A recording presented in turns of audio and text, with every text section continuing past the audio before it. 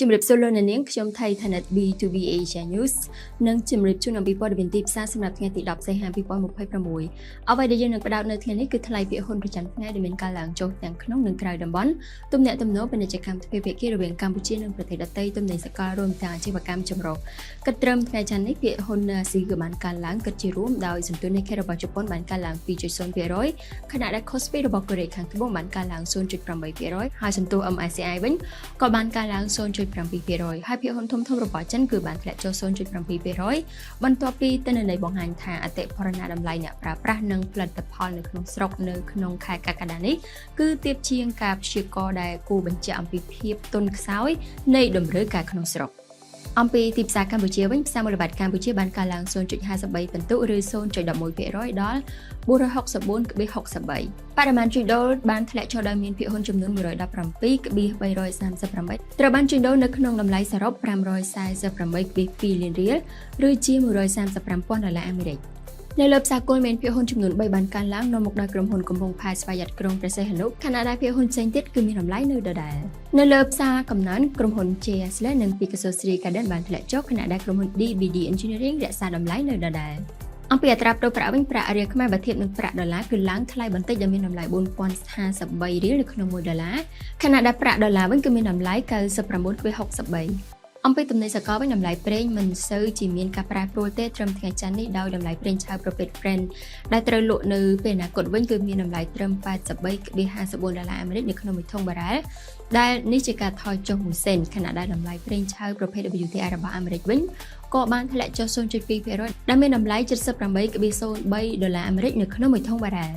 តម្លៃមាសបានកើនឡើងបន្តិចគិតត្រឹមថ្ងៃច័ន្ទនេះដោយតម្លៃមាសប្រភេទ Spot Gold បានកើនឡើង 0.1% ដល់ $4,345.04 ហើយតម្លៃនេះគឺឡើងដល់កម្រិតខ្ពស់បំផុតគិតចាប់តាំងពីថ្ងៃទី17ខែមិថុនាតម្លៃមាសសម្រាប់លក់នៅពេលអនាគតរបស់អាមេរិកវិញគឺបានកើនឡើង 0.1% ដល់ $4,404.80 អំពីទីផ្សារគ្រីបតូវិញ Bitcoin បានរក្សាតម្លៃជិត $65,200 ដែលជាការកើនឡើង 3.7% នៅក្នុងសប្តាហ៍នេះសូមបន្តទៅកាន់ព័ត៌មានទាក់ទងនឹងអាជីវកម្មចម្រុះដទៃទៀតកម្ពុជាបានចាប់ផ្ដើមគំនិតផ្ដើមរៀបចំផែនការអាងទន្លេរយៈពេលវែងដែលនឹងជួយតម្រង់ទិសការគ្រប់គ្រងនិងការវិនិយោគធនធានទឹកនាពេលអនាគតនៅទូទាំងក្រុមអាងទន្លេសាបដែលជាជំហានសំខាន់មួយនៅក្នុងការពង្រីកសន្តិសុខទឹកភាពធន់នឹងការប្រែប្រួលអាកាសធាតុនិងការអភិវឌ្ឍប្រកបដោយចីរភាពគំនិតរៀបចំនេះដឹកនាំដោយក្រសួងធនធានទឹកនិងឧតុនិយមនិងគាំទ្រដោយធនាគារអភិវឌ្ឍអាស៊ីហៅកាត់ថា ADB ដែលត្រូវបានប្រកាសបើកនៅក្នុងរោងជាងចាប់ផ្ដើមដោយគម្រោងសម្រាប់ផែនការមេអាងទន្លេភាពធន់នៃកម្ពុជានៅក្នុងវគ្គ1ដែលបានរៀបចំឡើងនៅថ្ងៃទី7ខែសីហានៅពេលដែលសេដ្ឋកិច្ចកម្ពុជាបន្តកើនឡើងហើយតម្រូវការលើធនធានទឹកកាន់តែមានភាពស្មុគស្មាញការរៀបចំផែនការអាងទន្លេរយៈពេលវែងនឹងដើរតួនាទីយ៉ាងសំខាន់នៅក្នុងការអភិវឌ្ឍប្រកបដោយចីរភាពនៃកម្ពុជាមូលនិធិអភិវឌ្ឍជំនាញបានសហការជាមួយនឹងអង្គការអន្តរជាតិខាងការងារនិងវិទ្យាស្ថានបច្ចេកទេសសំណង់សៀនជាងនៃប្រទេសចិនដើម្បីចាប់ផ្ដើមគំនិតផ្ដើមបណ្ដុះបណ្ដាលនៅបរទេសយ៉ាងសកម្មកម្មវិធីឆ្លងដែនរយៈពេល2សប្តាហ៍នេះប្រព្រឹត្តទៅនៅប្រទេសចិនចាប់ពីថ្ងៃទី2ដល់ថ្ងៃទី14ខែសីហា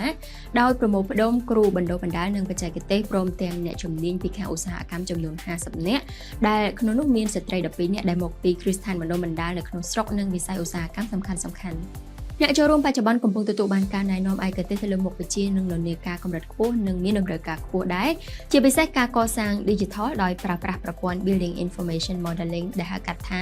BIM និងកម្មវិធី Revit ព្រមទាំងកម្មវិធីអគ្គិសនីឧស្សាហកម្មដែលផ្ដោតទៅលើ Programmable Logic Controllerរដ្ឋមន្ត្រីក្រសួងបរិស្ថានបានបន្តអំពាវនាវឲ្យមានការសាមគ្គីភាពកិច្ចខិតខំប្រឹងប្រែងរួមគ្នានិងការគៀងគរធនធានដើម្បីជួយកែលម្អជីវភាពរស់នៅរបស់សហគមន៍នៅក្នុងតំបន់ការពារនៅក្នុងពិធីបើករដ្ឋមន្ត្រីក៏បានដឹងថាវេទិកានេះគឺបានសិក្សាស្ដីអំពីការផ្ដល់ហិរញ្ញប្បទានសម្រាប់ប្រព័ន្ធអេកូឡូស៊ីនិងកសិកម្មជាវិជ្ជមានចំពោះធម្មជាតិដែលបានរៀបចំឡើងនៅថ្ងៃទី10ខែសីហានៅភ្នំពេញលោកបានបន្ថែមថាក្រសួងបរិស្ថានបានអនុវត្តយុទ្ធសាស្ត្រអត្ថប្រយោជន៍សំខាន់ៗដែលស្របតាមការចង្អុលបង្ហាញរបស់រដ្ឋាភិបាលកម្ពុជាតាមរយៈយុទ្ធសាស្ត្រចក្រាវិស័យបរិស្ថានឆ្នាំ2023ឆ្នាំ2028ដែលផ្ដោតទៅលើសសរស្តម្ភសំខាន់ៗចំនួន3គឺស្អាតបៃតងនិងចីរភាព រដ្ឋមន្ត្រីក៏បានរំលេចបន្ថែមថាទូនាទីសំខាន់ៗនៃវេទិកានេះគឺការបង្រួបបង្រួមភាគីពាក់ព័ន្ធដើម្បីគៀងគរធនធានហិរញ្ញវត្ថុលើកកម្ពស់កសិកម្មជាវិជ្ជមានចំពោះធម្មជាតិឬក៏ការកែលម្អជីវភាពរស់នៅរបស់សហគមន៍ជាមូលដ្ឋាន